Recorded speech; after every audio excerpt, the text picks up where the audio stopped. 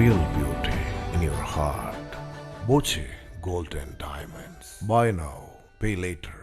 വണ്ടൂരിലെ Tharangini silver jewellery തുറന്ന് വെള്ളിയാഭരണങ്ങൾ കവർന്ന കേസ് പ്രതി എരുമാട് ജോസിനെ തമിഴ്നാട്ടിലെത്തിച്ച് തെളിവെടുപ്പ് നടത്തി. സേലത്തു നിന്ന് മോഷ്ടിച്ച മുഴുവൻ ആഭരണങ്ങളും പോലീസ് കണ്ടെടുത്തു. കഴിഞ്ഞ മെയ് 20-നാണ് വണ്ടൂരിന്റെ ഹൃദയഭാഗത്ത് സ്ഥിതി ചെയ്യുന്ന തരങ്കിണി സിൽവർ ജ്വല്ലറിയുടെ പിൻഭാഗം തുറന്ന് പ്രതി കവർച്ച നടത്തിയത്. കടയിലുണ്ടായിരുന്ന മുഴുവൻ വെള്ളി ആഭരണങ്ങളും ഇയാൾ കവർന്നെടുത്തിരുന്നു. മോഷ്ടിച്ച ആഭരണങ്ങൾക്ക് വിപണിയിൽ ഏകദേശം 19 ലക്ഷം രൂപ വില വരുമെന്ന് പോലീസ് പറഞ്ഞു. എന്നാൽ കവർച്ചയ്ക്ക് ശേഷം തമിഴ്നാട്ടിലെ സേലത്തേക്ക് കടന്ന പ്രതി അവിടെയുള്ള വിവിധ കടകളിലായി വെറും 4.5 ലക്ഷം രൂപയ്ക്കാണ് ഈ ആഭരണങ്ങൾ വിറ്റഴിച്ചതെന്ന് പോലീസിനോട് സമ്മതിക്കുകയായിരുന്നു. പ്രതിയുടെ മൊഴിയുടെ അടിസ്ഥാനത്തിൽ നിലമ്പൂർ ഡിവൈഎസ്പി പി വിശ്വംഭരൻ നായരുടെ നിർദ്ദേശപ്രകാരം വണ്ടൂർ പോലീസ് ഇൻസ്പെക്ടറുടെ നേതൃത്വത്തിലുള്ള സംഘം പ്രതിയുമായി തമിഴ്നാട്ടിലെ സേലത്തേക്ക് തിരിച്ചു.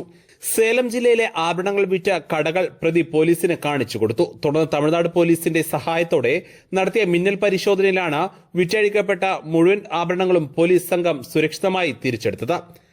Wandoor police inspector Nitheesh, special investigation team അംഗം CK സജേഷ്, വണ്ടൂർ സ്റ്റേഷനിലെ സിവിൽ പോലീസ് ഓഫീസർമാരായ ശരൺ, റിയാസ്, വിപിൻ, വിഘ്നേഷ് എന്നിവരടങ്ങുന്ന സംഘമാണ് തമിഴ്നാട്ടിലെത്തി തെളിവെടുപ്പ് നടത്തിയത്.